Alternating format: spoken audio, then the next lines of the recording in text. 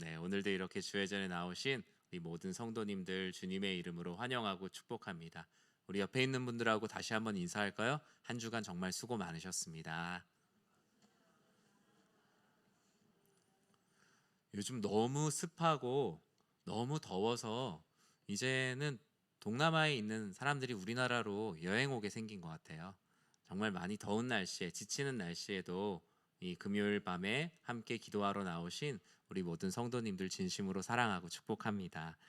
오늘 시편 31편 13절에서 15절 말씀 가지고 나의 앞날이 주의 손에 있사오니라는 제목의 하나님 말씀 함께 나누고자 합니다.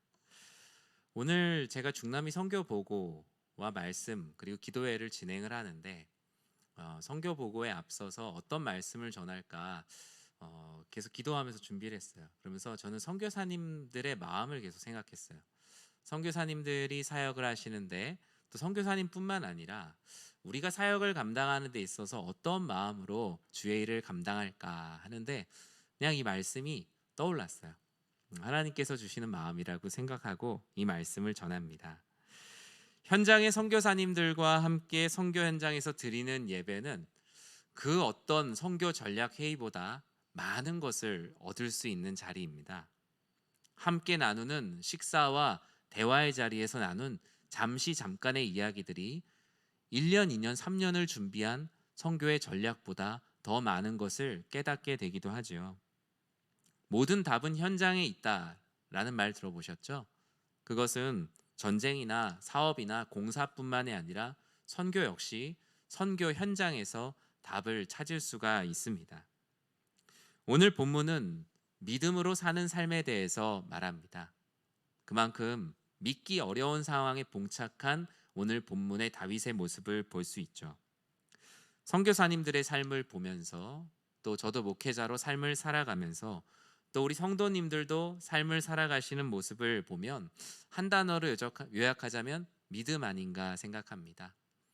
믿음으로 하나님을 믿으며 나아가고 사업이 잘 안 되더라도 또 건강이 좋지 않더라도 또 삶에 내가 원하는 것들이 다 이루어지지 않고 때로는 하나님께서 하시는 많은 일들이 눈에 보이지 않을 때에도 우리는 보이지 않지만 그 실상을 알기 때문에 한 걸음씩 나아가죠.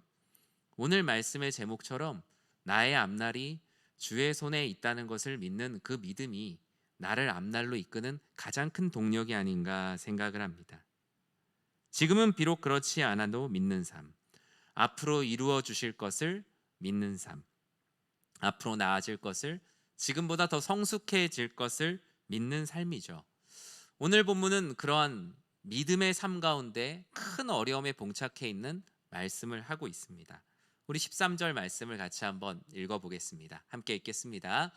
내가 무리의 비방을 들었으므로 사방이 두려움으로 감싸였나이다.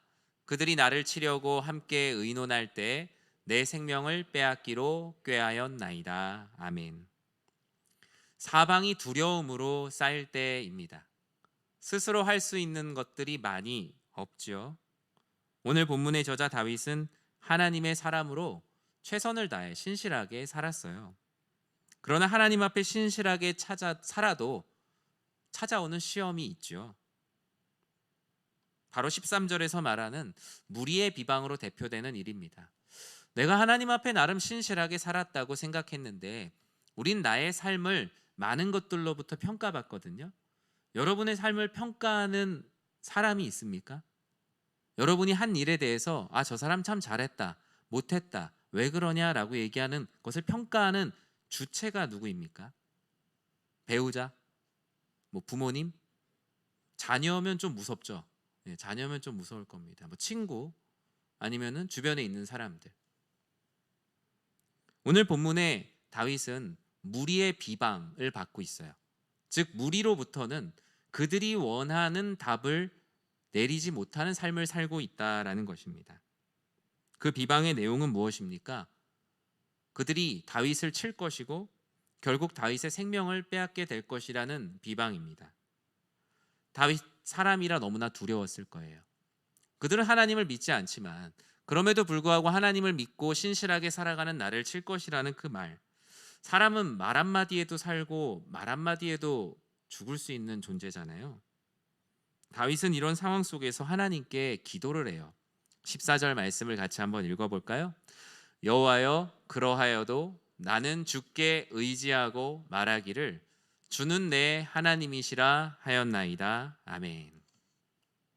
사랑하는 성도 여러분, 우리가 하나님 앞에 선하게 살아도 무리의 비방과 같은 삶의 어려움은 찾아올 수 있습니다. 그러나 하나님은 하나님의 자녀가 등 뒤의 말들로 인해 스스로의 삶을 포기하지 않기를 원하십니다. 하나님께서 다윗에게 용기를 주셨죠. 여호와여, 그러하여도 내가 하나님의 뜻대로 신실하게 살지만 다른 사람들이 나를 좋지 않게 평가한다 할지라도 하나님이 괜찮다고 하시면 저는 괜찮습니다. 저는 더 큰 무리를 만들어서 그 무리를 대적하지 않을 것이며 오직 주님을 의지하겠습니다. 더 큰 무리를 하나님처럼 섬기지 않고 오직 주님을 나의 하나님으로 섬기겠다. 다윗은 하나님 앞에 다시 한번 자신의 마음을 다짐하고 고백합니다. 이번에 선교지에 가서 이와 같이 살아가는 많은 분들을 만났습니다. 이번에 총회 세계 선교회 중남미 선교사 컨퍼런스와 아마존 개혁신학교 사역, 그리고 현지에 있는 교회들을 탐방하고 또 남미에 있는 많은 선교사님들을 만나 교제하고 또 세미나와 많은 토론의 시간을 가졌습니다. 저는 그 시간에 그런 마음으로 그분들이 모였다라는 마음이 들었거든요. 나의 앞날이 어떨까? 나의 삶이 어떨까? 내가 선교지로 나왔을 때 많은 사람들의 평가가 어떨까? 하지만 그 가운데서도 여호와여, 저는 저의 모든 사역을 주님께 의지하고 맡깁니다. 저는 저의 삶을 통해서 주는 나의 하나님이시라고 고백합니다. 저는 선교사님들의 그런 삶과 또 이번 사역의 취지와 또 중남미 선교 현황들을 여러분들과 함께 나누도록 하겠습니다. 저 사진 제가 찍은 겁니다. 네, 아마존이죠. 핸드폰으로 찍어도 저렇게 나옵니다. 뭐 대단한 카메라로 찍은 게 아니고 그냥 이렇게 그냥 찍었는데 저렇게 나오더라고요. 사진에 있어서 빛이 중요하다는 생각을 다시 한번 하게 됐습니다. 빛깔이 다르더라고요. 저번에 자꾸 이제 제가 GMS 하니까 어떤 성도님이 물어봐요. GMS가 도대체 뭐냐고. GMO도 알겠고 GMT도 알겠는데 GMS는 도대체 뭐냐고. 제가 이번에 확실하게 다시 한번 설명을 꼭 해드릴게요. 먼저 계속 반복되는 단어니까 한번 안 넘어가네요. 잠깐만요. 네. 요번에 좀 멀었어요. 제가 구글 맵에서 한번 찍어봤습니다. 처음에 출발을 했는데 14시간의 비행기를 타고 갔어요. 그래서 그 아이들이 좋겠다 그러더라고요. 비행기 많이 타서 좋겠다 막 그러더라고요. 근데 그것도 적당히 타야 좋은 거지 14시간을 이렇게 쭉 타고 갔습니다. 그런데 일정을 누가 짰는지 다 이게 담임 목회를 다 하고 있는 분들이 이제 목회자 10명이다 보니까 일정을 타이트하게 짤 수밖에 없고 또 성도님들 귀한 또 헌금과 후원으로 가는 거다 보니까 자는 거를 최대한 비행기에서 자자는 일정으로 누가 친절하게 그런 일정을 짜셨더라고요.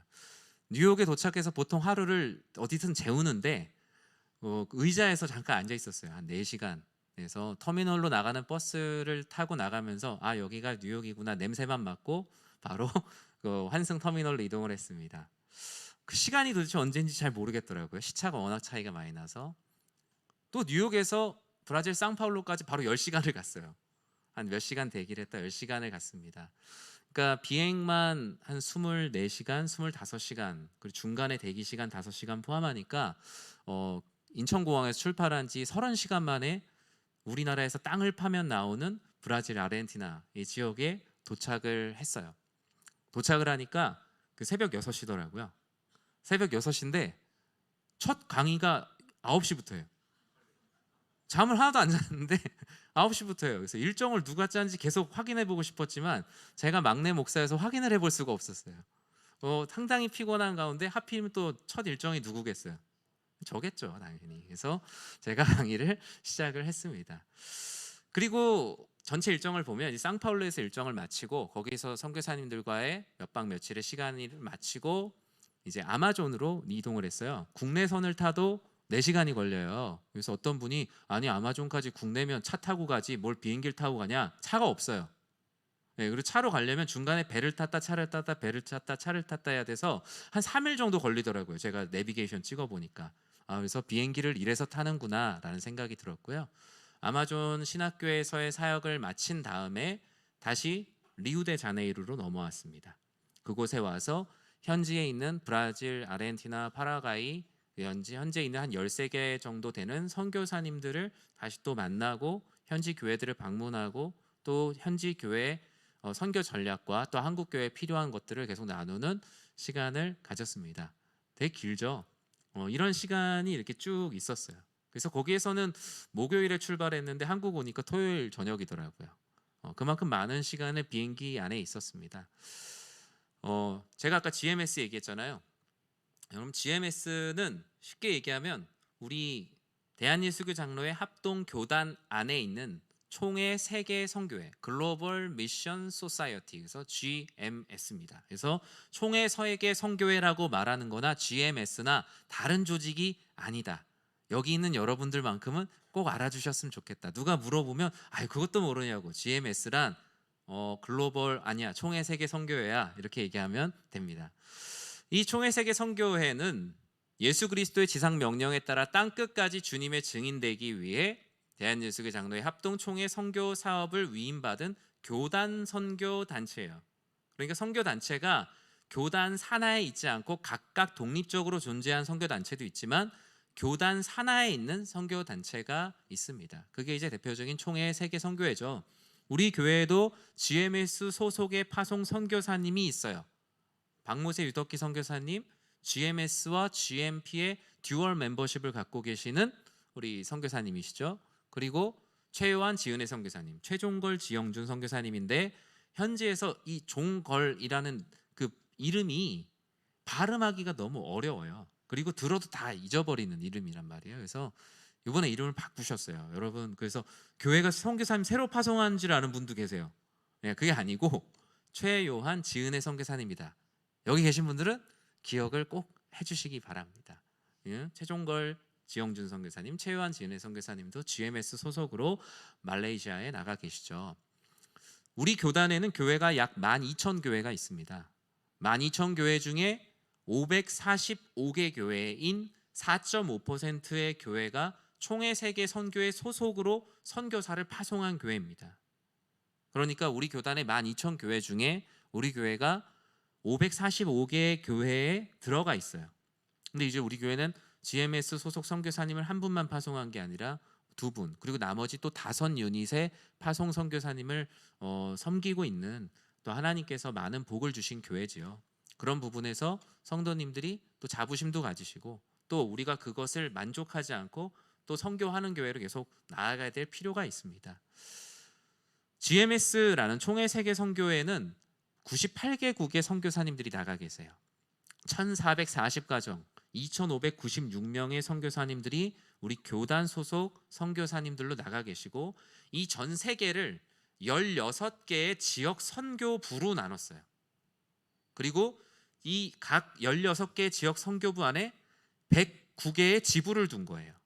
그리고 109개와 또 126개 협력단체가 있습니다. 지부는 뭐 예를 들어 중총공사, 중국이죠. 일본, 메콩개발기구, 저쪽입니다. 캄보디아 쪽입니다. 실크로드, 어디겠어요? 중동 지역이겠죠. 서남아시아, 유럽, 유라시아, 태국, 서부아프리카, 중남미, 태평양 등 16개의 지부로 선교가 이루어지고 있어요. 각 지부의 지부장님들이 계시겠죠. 그 지부 산하에 또 이제 한 지부, 중남미 지부 하나를 예를 들어 중남미 선교부 안에 페루 지부, 중미 지부, 볼리비아, 아르헨티나, 파라과이, 우루과이를 묶어서 파라우루과이, 멕시코, 카리브해 연안, 브라질과 아마존을 구분합니다. 왜냐하면 브라질이 너무 커서 브라질에서도 아마존을 어차피 차 타고 못 가거든요. 내륙 안에 있는 섬과 같기 때문에 브라질 그 지부와 아마존 지부가 따로 있습니다. 왜냐하면 또 아마존은 브라질 하나에만 속한 것이 아니라 아마존에 경계를 대고 있는 많은 국가들이 있어요. 예를 들어 기아나라든지 콜롬비아라든지 수리남이라든지 이런 나라들이 아마존을 같이 공유하거든요. 그렇기 때문에 아마존 지부, 나라와 상관없이 아마존 안에 있는 선교 지부가 따로 있어요. 크게 3부로 나눠서 오늘 말씀드릴 텐데 1부에는 GMS 중남미 선교지부 컨퍼런스를 이제 진행했습니다. 이건 뭐냐면 GMS 소속의 중남미 선교사님들이 상파울로로 다 모이셨어요. 상파울로 다 모여서 짧게는 경년, 길게는 4년에 한 번씩 모든 선교사님들이 다 모여서 선교 대회를 하고 선교의 비전과 전략, 또 앞으로의 계획들, 또 한국 교회에 필요한 많은 것들을 나눕니다. 그래서 보통은 이런 경우에는 그 중남미 지역의 GMS 소속 선교사를 파송한 교회에서 와서 섬겨주는 게 기본적으로 원칙이에요. 그런데 우리 교회에 중남미 파송 선교사님이 있어요, 없어요? 없죠. 그런데 우리 노회가 중남미 선교 지부의 좀 중책을 맡았어요. 그래서 총회 세계 선교회에서 우리 교회가 속한 서울노회 세계 선교회에 같이 협력을 요청한 거예요. 그래서 서울노회 소속 목회자 10명이 이곳에 가서 이 컨퍼런스를 섬기고 강의를 하고 토론과 발제 그리고 다른 많은 스텝으로 또 섬기는 일들을 진행을 했습니다. 주제는 이제 엔데믹 시대 중남미 선교 전략이라는 주제로 이제 3박 4일이라는 시간 동안 진행이 됐어요. 뭐 여러 가지 많은 이제 중남미 선교 전략 포럼 발제와 토론으로 진행이 됐는데요. 저는 그 중에서 이제 한국 교회 선교 현황과 미래 과제에 대한 부분을 강의를 했어요. 이제 다른 분들 같은 경우에도 선교사님들이다 보니 한국 교회 동향을 이제 잘 모르시는 분들이 계셔서 거시적인 한국 동향에 대해서는 우리 같은 노회에 있는 서대문 교회 이제 장봉생 목사님이 강의를 하셨고, 저는 이제 약간 미시적인 부분에서 강의를 진행을 하고 질의응답하는 시간을 가졌습니다. 전체적인 주제에서 그 중남미 선교사님들은 되게 소외감을 많이 느끼고 있어요. 왜냐하면 개교회에서 예를 들어 우리 교회에서 콜롬비아로 선교사님을 파송을 했어요. 그러면 몇 년에 한 번 갈 수 있을 것 같으세요? 몇 년에 한 번 갈 수 있을 것 같으세요? 제가 브라질에 한 번 갈 수 있는 재정으로 그 시간으로 가까운 일본이나 중국이나 뭐 필리핀 정도에는 7, 8명의 성도님들이 갈 수가 있어요. 재정도 그렇고 시간을 2주 정도를 내야 되는데 여의치가 않다 보니까 중남미 선교사님들은 파송은 되었는데 파송교회에서는 오지 않는.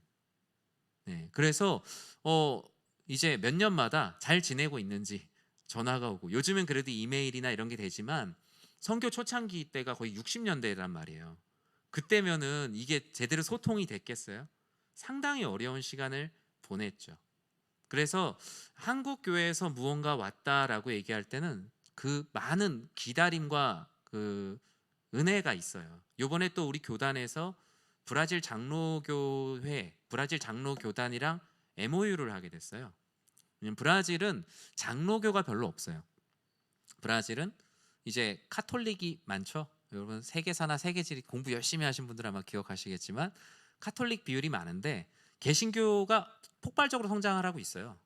그런데 이제 주로 우리가 알고 있는 순복음, 오순절 계열의 신학이 많아요.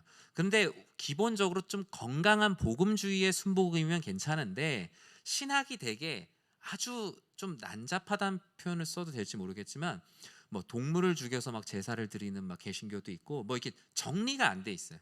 그러다 보니까 개혁 신학, 소위 말해서 좀 보수적이라기보다는 정통적이고 건강한 신학을 뿌리는 일인 데 있어서 요즘은 좀 브라질 개신교가 새로운 성숙의 단계로 좀 나아가고 있어요. 그동안은 그냥 뭔가 그냥 막 기도하고 막 그랬는데 정작 보니까 우리가 신학이 너무 없는 거예요. 그래서 미국에 있는 좀 정통적인 신학들, 또 이제는 아시아 비서구 지역에 있는 정통적인 신학들이 뿌리를 내려가고 있어요. 그래서 강의를 하면서 참 좋았던 것은 한국 교회에 대해서 매우 궁금해 하셨다라는 거예요. 그리고 한국 교회가 지금 현재 선교의 상황이 너무나 사실 좋지 않고 어렵다는 것을 말로만 들었는데 이제 여러 가지 교회적인 상황들을 통해서 경험을 하실 수가 있었습니다. 그러면서 교회 얘기를 좀 했었어요. 지역 교회의 샘플이 이렇다. 우리 교회는 이 정도의 시간이 흘렀고 지금 현재 파송 선교사님이 이 정도가 되고 있다.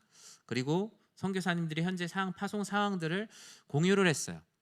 그리고 지역교회 선교가 상당히 위기가 있고 선교 헌신자가 실종되었고 선교의 세대 계승에 어려움이 있고 선교 현장과 교회 괴리감이 지금 되게 커져 있는 상태고 개교회들이 어렵다 보니까 선교로 이어지는데 상당히 난관에 있다.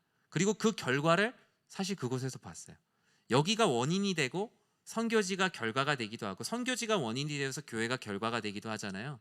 그런데 확실히 지금 선교의 현장이 재정적으로도 그렇고 특히 선교로 헌신하는 선교사 풀이 정말 지금 마를 대로 말랐다라는 것을 선교 현장에서, 여기서 뉴스론 보았지만 그곳에 가서 많이 보고 왔습니다. 그래서 가서 이제 선교사님들하고 토론하고 질의에 응답하는 시간을 가지면서 개교회가 어떤 역할을 해줬으면 하냐라는 것을 이제 응답하는 시간을 가졌는데, 그분들의 내용들과 또 제가 정리한 내용들을 가지고 중남미 선교 현황을 좀 알려드리려고 해요. 먼저 21세기의 어떤 좀 선교의 특징을 여러분들이 좀 아시면 좋을 것 같아요. 21세기 선교의 특징은 이제 세계 교회 전체가 변화됐어요. 예전에 선교 이러면 서구 사회에서 비서구 사회로 무슨 문명을 깨우치듯이 하는 선교가 이제 대항해 시대 때, 그리고 16세기, 17세기, 18세기, 19세기, 심지어 20세기까지 서구의 문물 같은 신앙을 비서구에 전하는 시대였어요.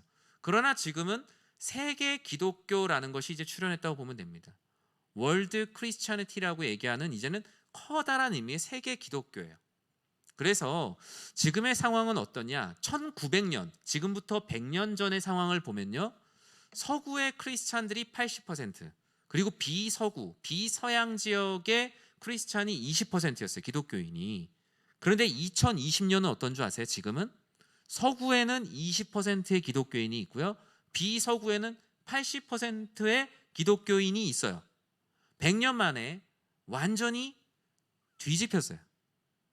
오히려 지금 브라질에서 많이 하고 있는 선교가 어떤 선교일 것 같으세요? 브라질 교회들도 그 우리가 믿었지만 머무르지 않고 선교를 하거든요. 여러분 한번 맞춰볼까요? 브라질은 어느 나라에 지금 선교에 대한 꿈을 많이 꾸고 있을까요? 여러분이 생각하지 못한 나라예요. 일단 우리나라는 아니고 어딜까요? 네, 북한입니다. 북한. 브라질은 지금 북한 선교를 합니다. 왜 할 수 있는지 아세요? 브라질은 북한하고 수교를 맺었거든요. 브라질 여권을 가지고 북한을 들어갈 수 있다고 합니다. 그래서 오히려 브라질에 있는 사람들이 우리나라도 하기 힘든 북한 선교를 하는데, 브라질 사람들이 북한 선교를 하려니까 모르잖아요. 그래서 한국에서 북한 선교를 하고 있는 분들을 강사로 모셔다가 북한 선교를 어떻게 해야 되는지 듣고 있는, 우리가 생각지도 못하는 일들이 지구 반대편에서 일어나고 있어요. 놀라운 일이죠. 중남미 선교부의 현황을 한번 이렇게 좀 보여드릴게요. GMS 중남미 지역 선교부, 아까 얘기한 16개 선교부 중에 한 지역이에요. 이 선교부 안에는 9개 지부가 있고요, 그리고 13개 국가가 있는데, 중남미 지역의 나라가 여러분 어떤 나라 있죠? 축구 좋아하는 분들이 주로 이제 나라 막 얘기하시잖아요. 그런데 축구 거기도 잘 못 나오는 나라들이 많이 있더라고요. 저는 몇 나라 안 되는데 나온 줄 알았더니 32개 나라가 있습니다. 중남미에. 근데 그 중에서 물론 다른 선교 단체에서도 들어갔겠지만, 저는 좀 좁혀서 얘기하기 위해서 우리 GMS 소속의 선교사님들이 32개 국가 중에 13개 국가에 지금 들어가 있어요. 반대로 얘기하면 아직 19개 국가가 남았어요. 어떤 교회가 이 일을 하게 될 것인지 저는 상당히 기대가 되었습니다. 77유닛, 56 부부와 21분의 싱글 선교사님들이 이 중남미 지역 13개 국가에서 사역을 하고 있습니다. 총 133명의 선교사님이고, 그곳에 미션 키즈, 소위 말하는 선교사님 자녀들 MK가 148명이 있습니다. 이게 이제 중남미 지역 선교부의 기본적인 상황이고요. 1호 파송을 양승만 박정숙 선교사님이란 분이 한국교회에서 GMS 소속으로 파송을 받아서, 언제예요? 1969년 막 실미도 막 이런 거 있을 때, 그때 브라질까지 갔어요. 제가 그분들이 들어온 그 한국 사람들이 1960년대 대규모로 남미로 이민을 갔다고 합니다. 왜냐면 우리나라가 전후에 정말 먹고 살 게 없는 거예요. 그런데 브라질은 강국이에요. 많은 그 자원이 있고 주변에 조금만 노력을 해도 워낙에 널린 게 많아서 내가 노력을 하면 충분히 먹고 살 수 있는 나라예요. 인구도 많고 자원도 많고 모든 것이 갖춰져 있어요. 그래서 이제 축구 선수 펠레의 고향이죠. 이 산토스 그 지역의 항구로 이제 큰 배를 타고 한국의 많은 분들이 한꺼번에 몇 달을 배를 타고 이민을 왔던 역사가 있다라고 해요. 그 역사에서 많은 믿는 사람들이 건너오기도 했고요. 또 거기에서 현지에서 그때 3살, 4살, 5살, 6살 초등학생들이 건너와서 그곳에서 선교사가 되신 분도 만났어요. 그러니까 1960년대에 자녀로 그냥 선교사님 자녀가 아니라 부모님을 따라 건너와서 거기서 그냥 브라질 친구들과 같이 자라다가 한국인 2세로서 현지의 선교사가 되신 분들도 많이 있어요. 지금은 이제 많은 선교사님들, 아까 제가 말씀드린 133명의 선교사님뿐만 아니라 이곳에서 사역을 마치고 은퇴하신 분들까지 합치면 약 200여 명의 선교사님들이 중남미 지역에서 사역을 하시기도 하셨고 지금 하고 계십니다. 글씨가 작아서 잘 안 보이겠지만 뭐 멕시코, 그다음에 중미 각 지역들을 보면 각 나라별로 고르게 분포가 되어 있어요. 아무래도 브라질이 인구가 제일 많다 보니까 제일 많은 가정과 선교사님들이 파송이 되어 있어요. 브라질에 35, 그리고 볼리비아에 18, 그다음에 중미 그 위에 있는 전체 지부 또 안에 작은 나라들이 있거든요. 그리고 멕시코, 카리브해 연안에 있는 많은 나라들, 페루, 아르헨티나, 그리고 파라과이, 우루과이, 그리고 아마존 지역에 있는 그 선교사님들이 사역을 감당하고 계십니다. 요건 더 작아서 안 보일 텐데 최대한 키워보려고 했는데요. 혹시 보이시나요 이게? 네, 보이나요? 저는 화면이 작아서 잘 안 보이는데 언어권으로 나눠봤어요. 그러니까 스페인어를 하면 일단 남미 지역에 가면 호환성이 상당히 높다. 네, 스페인어를 하면 제일 많은 나라들에 가서 복음을 전하고 사역을 할 수 있어요. 그런데 브라질은 남미 전체 땅의 50%가 넘거든요. 그런데 포르투갈어 쓰는 나라는 브라질 하나밖에 없어요. 그런데 놀랍게도 스페인어를 쓰는 사람들은 포르투갈어를 다 알아듣고요. 포르투갈어를 쓰는 사람들은 스페인어를 다 알아듣는다고 해요. 그러니까 제대로 하진 못하는데 서로 만나서 대화하는 데는 지장이 없다 그러더라고요. 그래서 다양한 국가에서 사역을 하려면 스페인어를 준비해서 남미의 사역 선교사로 가야 되고 많은 사람들을 사역을 하려면 포르투갈어를 배워서 브라질을 가야 된다라고 말하더라고요. 영어권도 있습니다. 영어권도 있고요. 프랑스어권도 있고 그리고 네덜란드어권도 있습니다. 각 한 나라씩 이제 그 나라의 식민지였던 나라들이죠. 그래서 어떤 언어를 하더라도 남미에서 사역을 감당할 수 있다라는 겁니다. 그래서 아무래도 브라질의 땅도 제일 크고 인구가 많기 때문에 브라질에 많은 선교사님들이 나가 계시고요. 각 국가별로 이렇게 있는데요. 우리 같은 가까이 있는 같은 노예 안에선 우리 서현교회, 여기 마포구에 가면 서현교회 있죠. 서현교회에 이제 파송 선교사님이 아르헨티나에 계세요. 이번에 만나서 같이 인사하고 이제 아르헨티나에서의 사역들을 같이 나눴어요. 아르헨티나는 경제 상황이 너무나 좋지 않죠. 월급을 받기만 하면 바로 뛰어가서 달러로 바꿔야 돼요. 국가의 환율과 암달러 환율 차이가 2배예요. 그래서 바로 바꿔야 되고 아르헨티나에서 카드를 쓰는 사람을 바보라 그러더라고요. 왜냐면 현금으로 사면 10,000원인데 카드로 사면 20,000원이거든요. 근데 모르는 이제 관광객들이 카드로 많이 긁고 간다고 해요. 그리고 또 코스타리카 옆에 엘살바도르라고 있죠. 최근에 우리나라랑 축구를 했더라고요. 엘살바도르에 우리 같은 노예 산서울교회라고 있습니다. 산서울교회에서 2년 전에 코로나 때에 엘살바도르로 선교사님을 파송했어요. 예, 그래서 우리 노예 안에도 이런 중남미 지역에 그 지역에 선교사님이 없었는데 한 번에 그 교회랑 다른 교회랑 동시에 파송을 하면서 그 총회 세계 선교회 소속 선교사님이 2분이 들어가시게 되셨습니다. 중남미 지역 선교의 사역 형태를 이렇게 봤어요. 보니까 제가 이렇게 나름대로 이렇게 통계를 내 보니까 교회 개척 사역이 제일 많습니다. 아무래도 처치 플랜팅이라고 하죠. 그래서 우리 기본적으로 성도님들이 선교하면 마음이 제일 뜨거워지는, 좀 이게 1차적 선교라고 얘기하기는 조금 그렇지만 기본적으로 선교하면 여러분 어떻게 생각하세요? 오지에다가 갑자기 교회를 짓고 주변에 있는 아이들이 막 와서 교회가 늘어나고 1호, 2호, 3호 교회 막, 여러분 이런 그 선교 되게 뜨거운 선교잖아요. 선교로 얘기하면 이게 약간 온도가 높은 선교예요. 그리고 교회에서는 이런 선교를 되게 원해요. 왜냐하면 뭔가 이런 표현이 맞는지 모르겠지만 뭔가 실적이 나는 것 같잖아요. 선교사님들에게 이런 걸 요구해요. 근데 모든 선교지가 절대 그렇지 않아요. 예를 들어 우리 교회가 박무세 유덕희 선교사님을 튀르키예에 파송했었잖아요. 튀르키예에서는 이걸 원하면 안 돼요. 튀르키예에서는 그냥 그 선교사님이 가서 평생을 살아가는 것이 그 파송 선교의 목적이거든요. 그런데 튀르키예에다가 이번에 교회가 몇 개 지어졌냐, 몇 명이 회심했냐, 이거를 보고를 받는다는 게 애초에 그 파송 자체가 이미 무언가 조금 어긋난 거예요. 튀르키예에 파송했다는 건 그냥 잘 살면 되는 거예요. 이거 어떻게 보면 선교를 뭐 수준을 나누긴 뭐하지만 그 선교에 대한 인식이 비교적 깊이 있는 교회들이 이제 무슬림 지역이라든가 이런 지역에 파송을 하게 되죠. 교회 개척이 있고요. 그리고 교회 개척뿐만 아니라 신학교 또는 성경 공부를 통한 세미너리를 운영하는 선교사님들이 계세요. 그리고 많은 대학들이 있습니다. 대학에 가서 청년 캠퍼스 사역을 하시는 선교사님들, 그리고 어린이 사역. 어린이가 정말 많고 어린이를 되게 귀하게 생각합니다. 그래서 참 우리가 생각하면 남미 좀 이제 브라질을 중심으로 생각하자면 브라질 하면 되게 잘 사는 사람 잘 살겠지만 우리 잘 못 산다라고 생각하잖아요. 그런데 아이를 낳는 것도 다 무료예요. 아이 출산하는 것도 다 무료고, 그리고 산후조리원 비슷한 게 있거든요. 그런 것도 다 무료예요.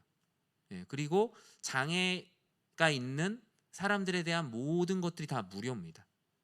그만큼 장애와 또 어린이와 또 아이를 낳는 여성, 그리고 아이에 대한 그 배려와 사랑이 상당히 큰 나라예요. 그런데 그와 또 같이 어두운 그림자는 그럼에도 불구하고 빈민이 있어요. 왜냐하면 국가 시설이 무료긴 한데 엄청 기다려야 돼요. 그러다 보니까 수술하면은 막 몇 달, 뭐 1년을 기다려야 되니까 사실은 무료라고는 하지만 실제로 내가 그것을 이용하는 데 있어서는 사설병원에 갈 수밖에 없는 어려움들이 있어요. 이 지역에 가보니까 참 유치원이나 보육원 이런 것들이 참 많이 필요하겠다라는 생각을 많이 하게 됐고, 빈민 지역 같은 경우에는 이제 파벨라라고 불리는 지역이에요. 이 지역에는 공권력도 들어가질 못합니다. 그러니까 경찰도 거기는 손을 대지 못하고 그 안에 그냥 법이 따로 있어요. 저도 그 앞을 이렇게 지나갔었는데 그 지역에는 그 지역 주변뿐만 아니라 그냥 브라질 길가에 있는 대부분의 경찰들은 다 방탄조끼를 입고 있어요. 그리고 우리가 생각하는 이렇게 조만한 권총 말고 우리 그 외국 영화에서 보는 멋있는 권총 있죠? 막 나가는 권총, 다 그런 권총 차고 있어요. 그 빈민 지역에서는 밤이 되면 총소리도 많이 울리고 우리가 영화에서 보는 것처럼 거기 계시는 선교사님 한 분은 그 안에 들어가서 사시는 분이 계셨어요. 그 파벨라 안에 들어가서 사시는 선교사님이 계셨는데 그 파벨라 안에서의 나름대로의 법칙은 뭐냐면 우리 안에 사는 사람의 집은 털지 않는다. 그들을 괴롭히지 않는다. 너는 우리의 형제니까. 오히려 마치 태풍의 눈이 가장 조용하다면서 그 안에 살아가는 거. 처음엔 참 많이 힘들었다 그러더라고요. 집도 선교사님 가정이 권총 강도도 당하고, 제가 좀 이따 이제 교회를 소개하겠지만 교회에도 이제 총을 갖고 들어오는 경우들이 가끔씩 있다라는 거. 그 지역이 바로 그런 지역이다라는 겁니다. 중남미 선교는 공유 사역이 활발합니다. 한 건물 안에서 네 교회 내 교회가 없어요. 교회 건물을 하나에서 한 층에는 한 선교사님이 한방 의료 사역을 하고 계세요. 한의사 출신의 선교사님이. 3층에는 리더십 양성 사역을 하고 있어요. 또 한 층에는 어린이 청소년 사역을 하고 있고 또 지하에는 음악 사역을 하고 있어요. 근데 이분들이 다 파송된 교회들이 달라요. 그러나 그 건물 공간을 빈 공간이 없이, 주중에 데드 스페이스가 없이 만약에 공간이 나기만 하면 공간이 없는 선교사님들을 찾아서 공간을 내어줘요. 적극적으로. 오히려 한국 교회보다 훨씬 더 성숙한 모습들을 보고 왔어요. 이 안에서는 벌써 이미 그런 공유 사역들이 시작돼서 네 교회 내 교회가 없는 상태였어요. 그런데 이 지역에 참 어려운 일들이 있더라고요. 은퇴하시는 선교사님들, 이제 70이 돼서 은퇴하시는 선교사님들, 그리고 중간에 이제 파송 선교사님들이신데 선교지에서 그 이제 파송을 해지하게 되는 경우가 있어요. 예, 이것은 교회가 해지를 요청하는 경우도 있고 선교사님이 요청하는 경우도 있고 아니면 쌍방 간의 합의를 통해서 파송이 해지되는 경우들이 있습니다. 이렇게 사임을 하는 경우가 있고 선교부가 변경되는 경우도 있죠.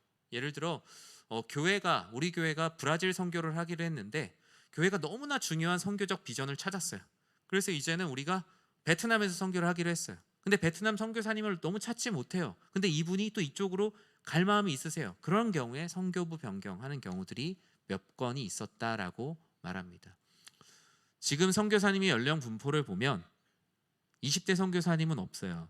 30대 선교사님이 8분, 40대가 21분, 50대가 44분, 60대가 56분, 70대가 4분. 네. 한국에 있는 전통적인 지역교회의 그림하고 비슷해요. 50대 이상이 78%고요. 지금 상황은 앞으로 10년 후면 중남미 선교사님들의 65%가 은퇴합니다. 그런데 새로운 선교사님들이 오지는 않아요.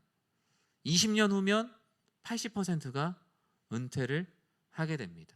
지금 현지 선교사님들이 고민하고 있는 것, 우리가 여기서 고령화로 고민하는 것보다 훨씬 더 심각하게 고민하고 있어요. 선교의 고령화는 이미 더 빠르게 진행이 되고 있거든요. 그래서 보면 이 그래프만 봐도 알 수 있죠. 50대, 60대로 갈수록 계속 높아지고 있는 것을 볼 수 있어요. 5년 단위로 중남미 지역으로 파송된 선교사님들을 보면 계속 좀 많이 유지하다가 최근에 많이 코로나 기간 가운데 2020년, 21년 이때부터 많이 줄었어요.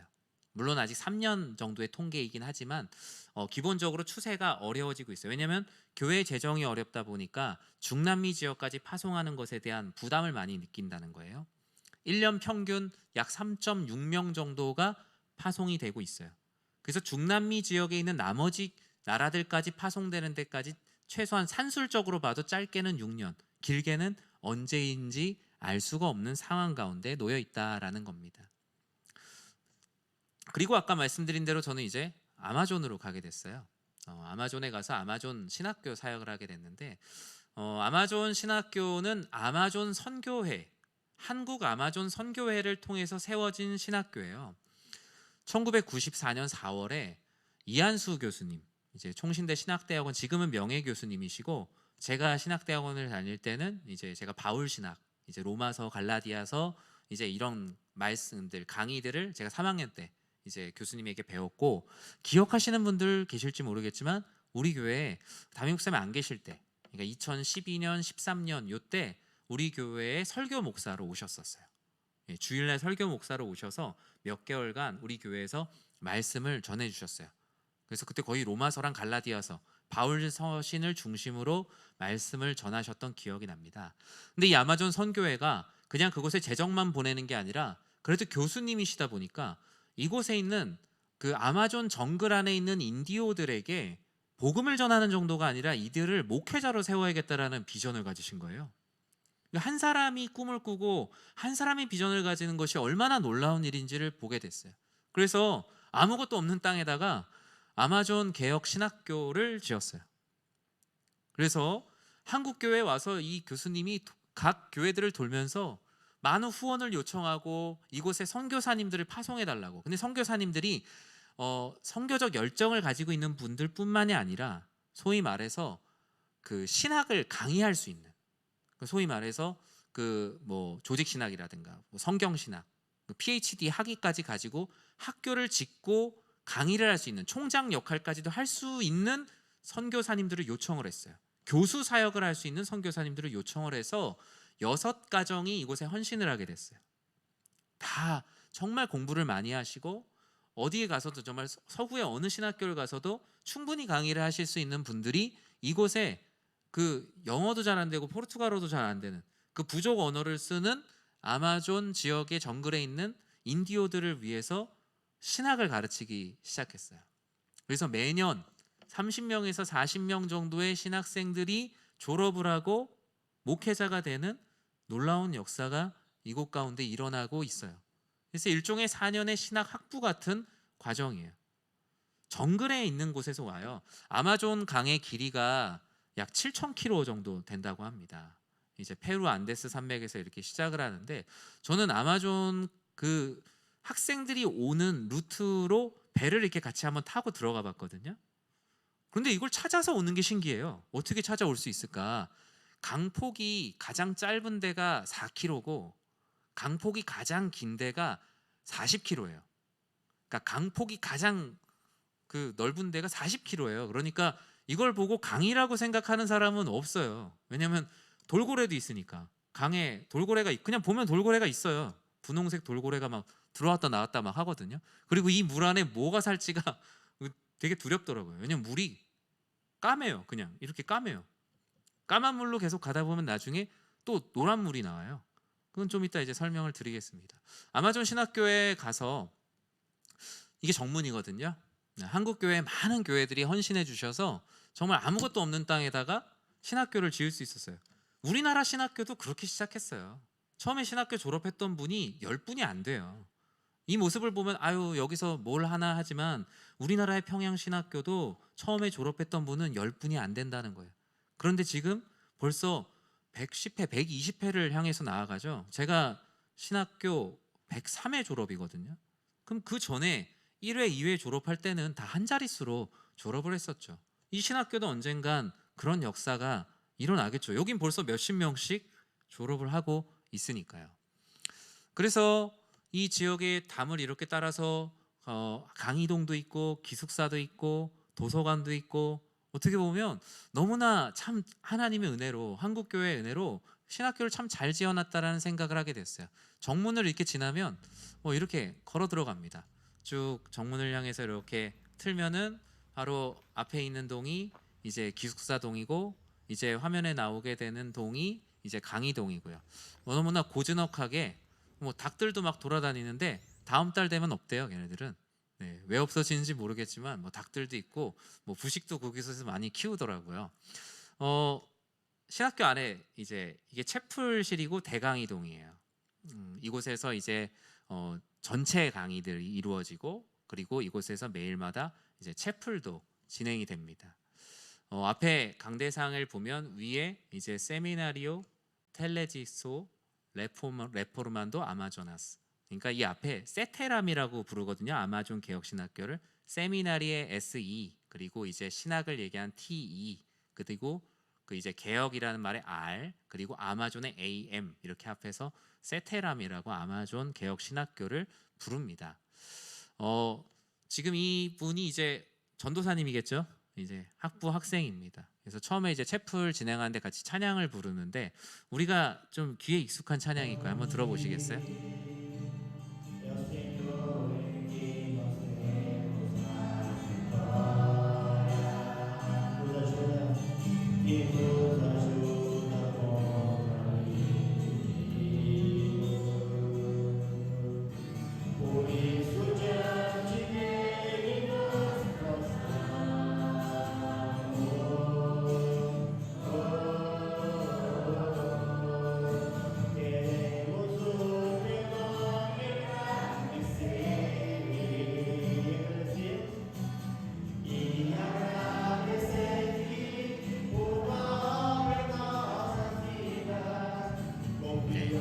이렇게 찬양을 들어봤어요. 보면 이분들은 그 우리가 알고 있는 찬양 중에 남미에서 작곡돼서 우리가 부르고 있는 찬양들도 많이 있어요.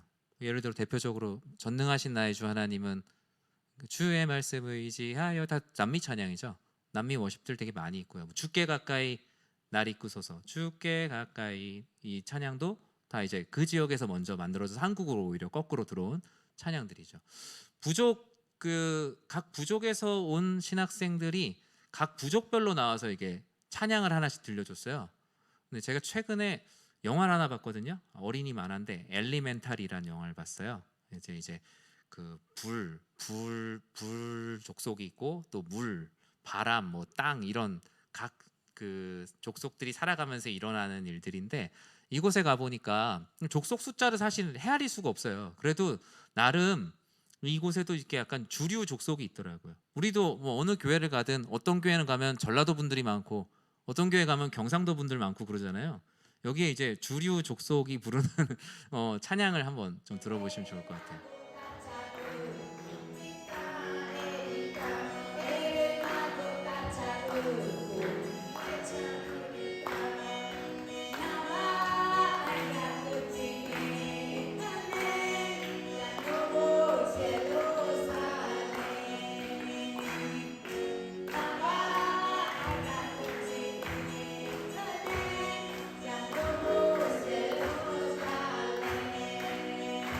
네, 여러분 아는 단어 있죠? 예루살렘.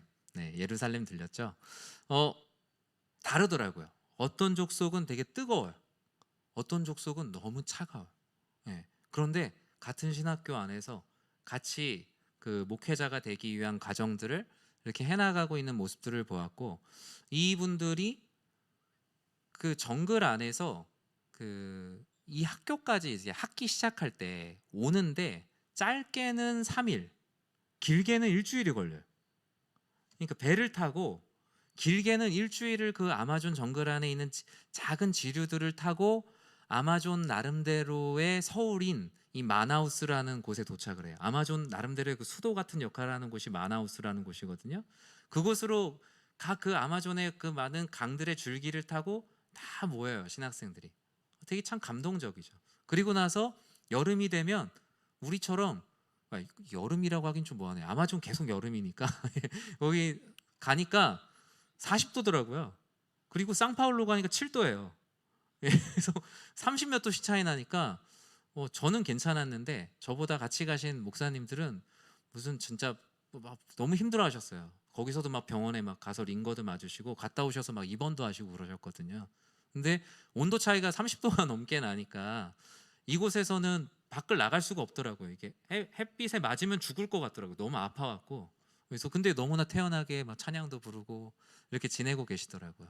이분들 한 분 한 분의 헌신들이 그 정글 안에 많은 교회들을 세웠고, 저희는 이제 그분들을 축복 기도하고 한 분 한 분씩 멘토링하는 사역을 했어요. 그리고 그곳에서 또 강의를 진행을 했는데, 제가 했던 강의도 강의지만 저는 이제 질의응답을 좀 중심으로 받는 강의였어요. 한국 교회에 대한 궁금한 것들, 그리고 지금 브라질 교회에서 일어나고 있는, 그러니까 그분들 다 전도사님들이잖아요. 근데 전도사님들이 대부분 다 담임이에요. 담임 목회자가 없죠. 본인이 가서 오늘 여기가 교회야 그러면 교회예요. 그래서 거기서 이제 담임 목회를 하고 있는데, 어떤 분은 그 나름대로 거기서도 도시 목회를 하는 분이 있어요. 아마존 안에서 도시 목회를 하는 분과 완전 산골짜기 정글, 산골짜기가 아니네요 이게, 하여튼 정글 안에서 사역을 하고 계신 분이 있는데, 도시 빈민 사역을 하고 계시는, 아까 그 찬양 인도를 하시던 전사님이 저에게 요즘 고민이 뭐냐고 물어봤더니 자기 교회의 제일 큰 고민은 마약이라는 거예요. 저는 이게 와닿지가 않잖아요. 왜냐하면 복음을 알지 못하는 사람이기 때문에 전도를 해서 교회에 데려왔는데, 이분이 난 예수님을 믿는다, 예수님을 믿는데 내가 마약을 하고 있는 걸 끊지 못해요. 그래서 거기서 새로 만난 분들에게 또 마약을 전해줘. 그래서 교회가 이게 너무 어렵다, 이거를 어떻게 감당이 안 된다라고 얘기하면서 한국 교회가 겪고 있는 어떤 문제는, 이거 애교구나, 여기는 교회 존폐 위기에 막 닥치는 어려운 문제들도 참 많이 있구나. 그리고 대부분의 목회자들이 이런 회중교회를 하고 있다기보단 한 사람, 두 사람, 세 사람, 거의 다 1대1 소그룹의 교회들을 개척교회를 하듯이 하고 있다라는 거예요. 그래서 그들은 알아요. 교회는 정말 건물이 아니라는 걸 우리보다 더 잘 알아요. 우리가 모여서 비를 피할 수 있어서 같이 모인 그곳이 교회고, 두 사람 세 사람이 모여서 하나님을 찬양하고, 그것에 뭐 대단한 빔 프로젝트나 무슨 화면이 있어야 예배가 되는 게 아니라 그냥 우리가 모여서 하나님을 찬양하는 것이 예배다라는 것에 대해서 우리보다 너무나 잘 알고 있다라는 거, 오히려 더 많이 배울 수 있는 시간이 되었어요. 도서관도 가봤는데 되게 마음이 아팠어요. 참 마음이 아팠어요. 제 목양실에 꽂혀 있는 책보다 적어요. 참 여기에, 그럼에도 불구하고 그걸 빌려서 보고 또 하는 모습들을 보면서 무언가 이렇게 참, 미국에 있는 교회들이 이곳에 와서 많이 돕거든요. 왜냐면은 북미에 있는 교회들은 가깝잖아요. 우리가 동남아에 있는 교회들 사역하듯이 미국에 있는 교회들이 많이 내려와 사역을 하지만, 이 아마존 개혁신학교는 또 한국에서 세웠기 때문에 미국 선교부에서 손이 잘 안 닿아요. 그러다 보니까 미국에서도 도움이 별로 없고 한국에서도 도움이 별로 없는 어떤 사각지대에 놓여 있는 곳이 아닌가라는 생각을 하게 됐어요. 교정이 너무나 예쁘고 신학교에 이렇게 야자수가 있으니까 좀 되게 신기하다라는 생각을 했습니다. 그곳에 가서 요번에 갈 때 성도님들이 저에게 개인적으로도 써라, 또 아니면은 가서 후원할 수 있으면 해주셨으면 좋겠다라면서 많은 후원을 해주셨어요. 또 기도도 너무 많이 해주셔서. 근데 제가 거기 헌금 봉투에다가 이렇게 적었어요. 제가 뭐라고 적은 거냐면 이렇게 적었어요. 네, 대형이 그 나라 말로 적으면 좋겠다라고 얘기해서 저 안에 있는 후원금을 담아서 물어봤어요. 어느 정도의 금액이 드냐, 또 뭐를 해주는 게 좋겠냐라고 얘기해서 거기 있는 신학생들이 거의 이제 몇십 명씩 되잖아요.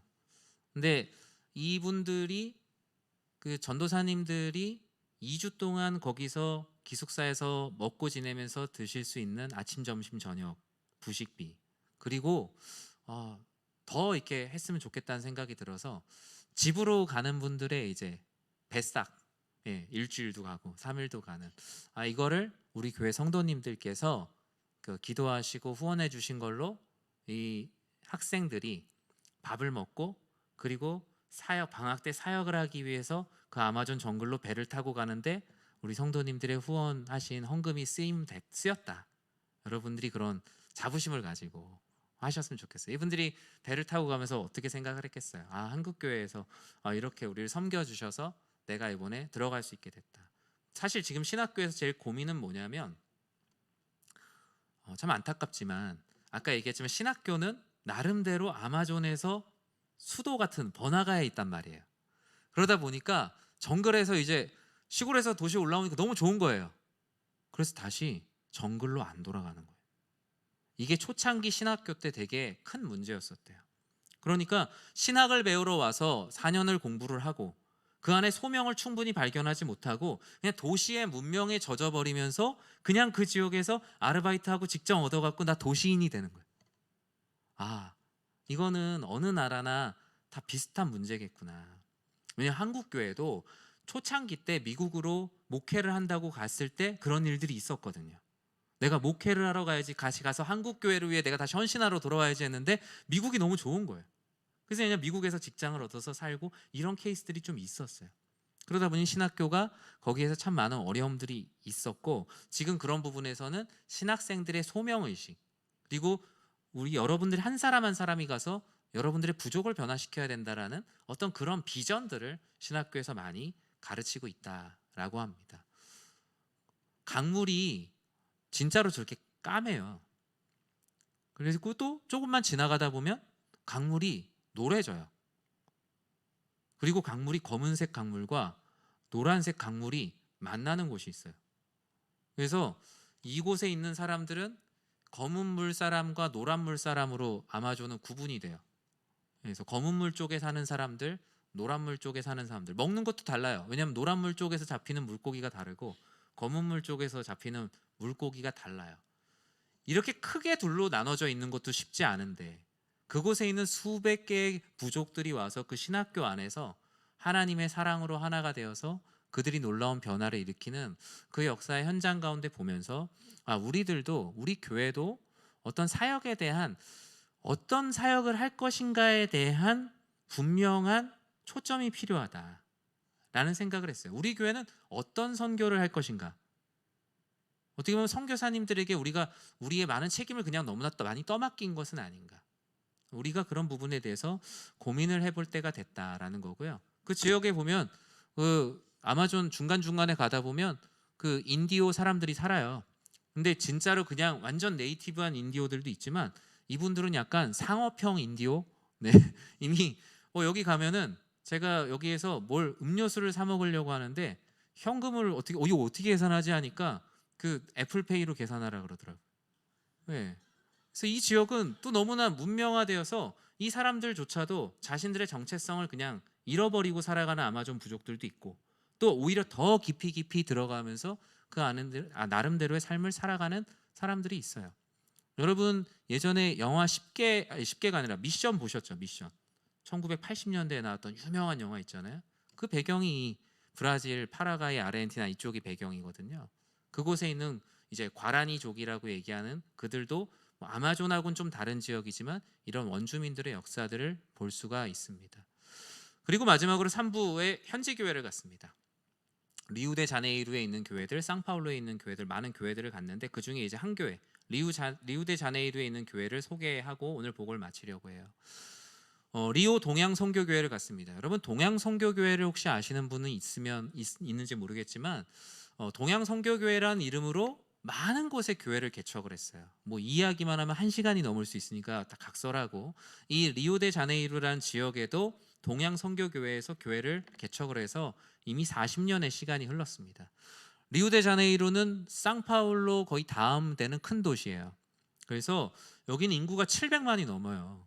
상파울로는 당연히 1000만이 넘고요. 근데 700만이 넘는 도시인데 한국인이 70명밖에 없어요. 예, 원래 200명 정도 됐었는데 코로나 기간에 경제적으로 버티지 못하고 130명의 한인들은 다른 곳으로 떠나고 70명밖에 없고, 뭔가 국책 사업들을 하는 거는 이제 중국 사람들이 다 가져갔어요. 중국은 이제 정부에서 막 밀어주고 뇌물도 주고 막 이렇게 한대요.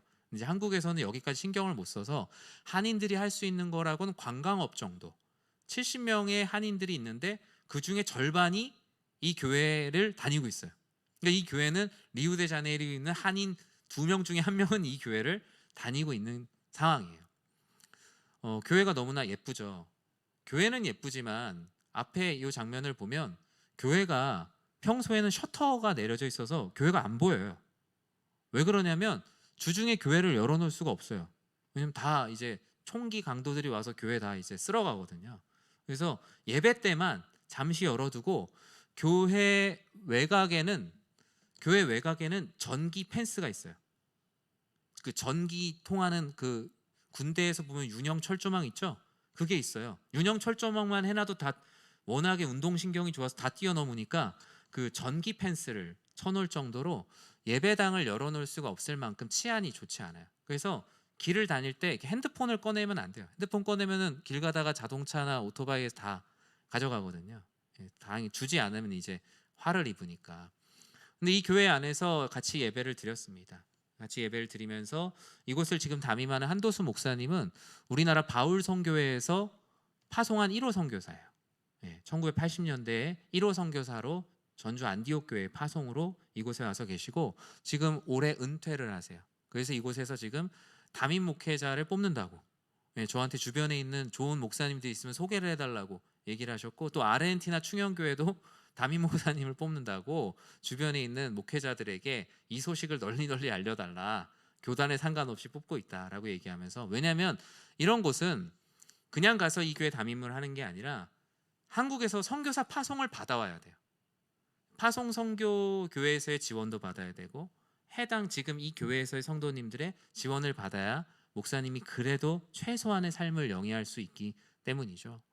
그래도 이곳에서 많은 교회들이, 참 많은 성도님들이 힘을 얻고 신앙생활하는 모습들을 많이 보았어요. 그곳에서 그리고 또 반가운 소식도 보았어요. 우리 지난번에 우리 선교 그 주일 때 우리 미랄 복지재단에 우리 유건신 목사님 오셔서 강의해 주셨는데, 이곳에도 미랄 복지재단과 미랄 선교회에서 브라질에 있는 많은 장애인들을 위한 사역들을 감당해내고 있는 모습들, 또 이 교회도 그런 사역들을 하고 있는 모습들을 보고 돌아왔습니다.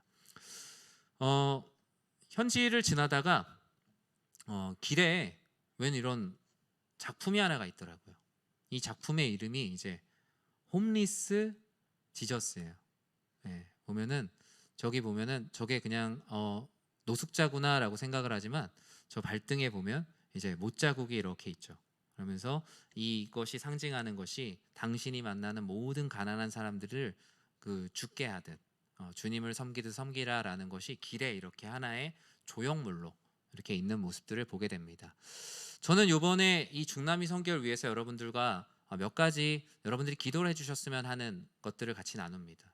첫 번째로는 선교지 고령화에 대한 대책과 지금 상황을 위해서 많이 기도해 주셨으면 좋겠어요. 선교의 다음 세대, 청년과 청소년 그룹의 다음 세대가 되게 지금 필요한 상황이에요. 그건 우리 교회도 마찬가지예요. 그리고 선교사 후보생을 정기적으로 파송하는 계획을 저는 가졌으면 좋겠다라는 생각을 했어요. 여기가 무슨 지금 정책 당회는 아니지만 우리 교회가 우리가 선교의 지경을 넓혀가기 원합니다 라면서 머릿속으로 생각하는 걸로 선교의 지경은 넓혀지진 않아요. 그래서 교회가 정말 선교에 대한 비전을 가진다면 선교도 우리는 3년에 한 번 아니면 5년에 한 번 선교사를 파송한다, 아니면 7년에 한 번, 10년에 한 번, 나름대로의 정확한 비전을 갖지 않으면 선교사 파송은 영원히 어렵습니다. 그래서 그런 계획을 가져야, 5개년이라면 선교사를 파송하기 위한 탐색 과정, 서칭 과정도 필요하고요. 그분이 우리 교회에 와서 훈련받는 과정도 필요해요. 5년도 되게 짧거든요.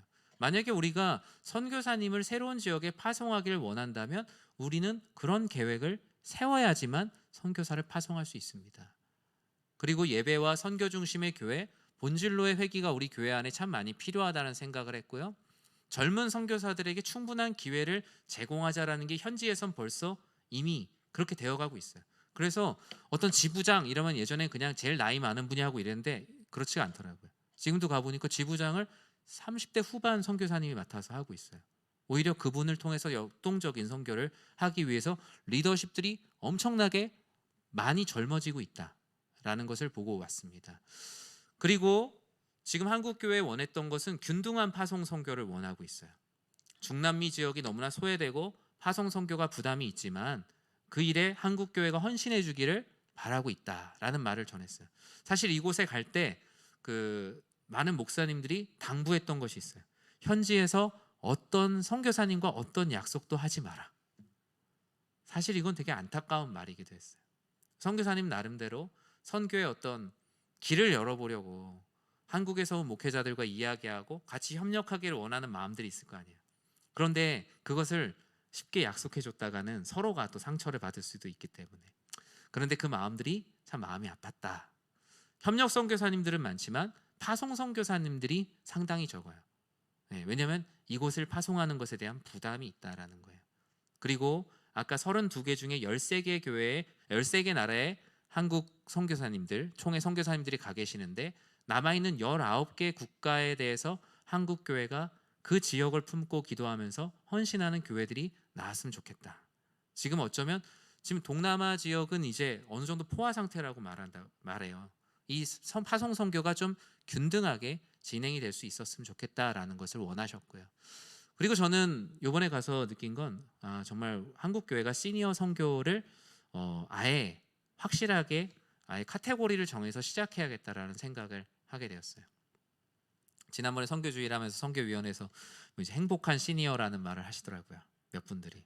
그래서 우리 교회가 아예 시니어라는 사역의 카테고리를 잡아서 한 60세, 65세, 70세 그분들이 할 수 있는 선교의 영역을 정해서 선교지도 같이 가는, 왜냐하면 청년 선교의 과거의 단기 선교는 청년 중심의 선교였어요.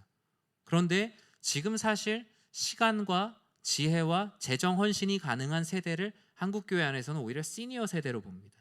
이들이 오히려 더욱더 선교에 헌신할 수 있도록 선교의 지경과 발판을 마련해 줄 수 있는, 즉 60세, 65세 정도에 은퇴를 했는데 교회에서도 그냥 같이 은퇴를 해버려요. 사역적으로도. 그게 아니라 그동안은 어떤 직장에서 최선을 다해서 삶을 살았다면 은퇴한 분들에게 선교의 비전을 심어주고 그분들이 선교지에 나가서 파송 선교사로 나가면 더 좋겠지만 선교지에 나가서 단기, 중기로 사역할 수 있는 그 부분들을 개발해야 된다라는 것들을 같이 나눴고요. 그리고 한국 교회에 오는 선교사님들을 위해서 우리 교회가 사역적 비전을 가졌으면 좋겠다라는 생각을 했어요. 교회가 선교관을 짓든 아니면 지금 가지고 있는 연립들이나 이런 부분들을 잘 활용해서 선교관 또는 선교관에 준하는 공간을 공유하는 사역들이 우리들에게 참 많이 필요하겠다는 생각을 했어요. 지난 3월에도 튀르키예에 계시는 선교사님이 급하게 뇌수술을 하시고 세브란스에 와서 수술을 하시게 되는 상황이 있었어요. 우리 교회 이제 협력 선교사님이나 파송 선교사님은 아니었어요. 그런데 세브란스에 계시니까 이제 선교위원회 통해서 얘기가 들어와서 한 달 정도 머물 수 있는 공간이 있었으면 좋겠다. 그래서 우리 교회에서 공간이 있는 곳을 내어드려서 한 달 정도 머무실 수 있게 됐어요. 교회 옆에 저는 세브란스 병원이 있는 이유도 우리 교회가 그런 사역을 할 수 있고 해야 된다라는 당위성이 그 안에 있지 않은가라는 생각을 저는 하게 되었어요. 지방에서 지방교회가 파송한 선교사님들이 서울에서 병원을 가거나 중요한 일을 할 때 3일, 5일, 일주일씩 머물 수 있는 선교관을 우리들이 제공할 수 있다라면 꼭 파송 선교 물론 하면 좋겠지만 우리가 이 안에서 할 수 있는 선교도 얼마든지 많이 있다라는 생각을 많이 했고요. 연장선상에서 선교사님들 자녀들, 특히 중남미에 있는 선교사님들 자녀들이 한국에 와서 대학을 다니거나 한국에 왔을 때 그 관계가 되게 얕아요. 한국과 가까운 지역에 있는 파송된 선교사님들보다 한국에 들어왔을 때 기반이 없어요. 그래서 와서 홀로 있는 경우들도 많고 대학을 가서도 적응을 잘하지 못하는 경우들이 많아요. 만약에 우리 교회가 정말 선교적 비전을 가진다면 선교사님을 파송하는 것도 중요하지만 우리 교회 이 자체 자리에서 뭐 학사관이라든가 학사관에 준하는 거주를 공유하는 사역들을 해나갈 수 있다면 선교사 자녀들을 챙기는 건 역시 중요한 선교 사역의 일환이 된다. 그리고 MK 섬김을 통해서 지역교회 청년들과 우리 교회 선교의 활성화도 함께 가져올 수 있는 것이 바로 이런 사역이다라는 생각을 하게 되었어요. 중남미 지역에 MK들이 이렇게 많이 있죠. 많은 분들이 이와 같이 있다라는 거예요. 긴 이야기를 나눴습니다. 네. 저는 이런 사역의 현장 속에서 기쁨으로 사역을 감당하는 이유가 오늘 본문에 있다라고 생각을 합니다. 15절 말씀을 우리 같이 한번 읽어볼까요? 같이 읽겠습니다. 나의 앞날이 주의 손에 있사오니 내 원수들과 나를 핍박하는 자들의 손에서 나를 건져 주소서. 이곳에 계시는 선교사님들의 마음은 자신의 앞날을 하나님께 드렸어요. 아버지 하나님께서 나의 삶을 인도하시고 그리고 무엇보다 하나님을 전하는 일을 가장 기뻐하신다는 그 마음으로 자신의 앞날이 나의 손에 있는 것이 아니라 오직 여호와 하나님의 손에 있다는 마음으로 사역하시는 분들을 보면서 우리가 또 이 자리에서 함께 동역하고 정말 선교사님들이 외롭지 않도록 나 혼자 하나님의 영광을 위해 하는 것이 아니라 정말 지구 반대편에 있지만 그곳에서도 놀라운 꿈을 꾸잖아요. 브라질에서 마치 북한 교회를 향한 꿈을 꾸는 것처럼 우리 또한 정말 우리에게 주어진 사역이 어떤 사역이 될지 모르겠지만 하나님께서 이미 우리들에게 주어진 사역들, 이곳에 지금 선교사님들 각 나라들과 선교사님들의 조남이 이렇게 적혀 있지 않습니까? 저는 우리 교회가 우리의 앞날이 주의 손에 있다라는 그 마음으로 헌신하는 선교사님들에게 동역자가 되고 또 동역자를 넘어서 우리가 직접 선교하는 교회가 되어서 나의 앞날이 주의 손에 있음을 고백하고 그와 같이 고백하도록 주의 손길을 전하는 선교하는 교회가 되기를 주님의 이름으로 간절히 축원합니다. 우리 이 시간에 찬양하고 같이 기도했으면 좋겠습니다.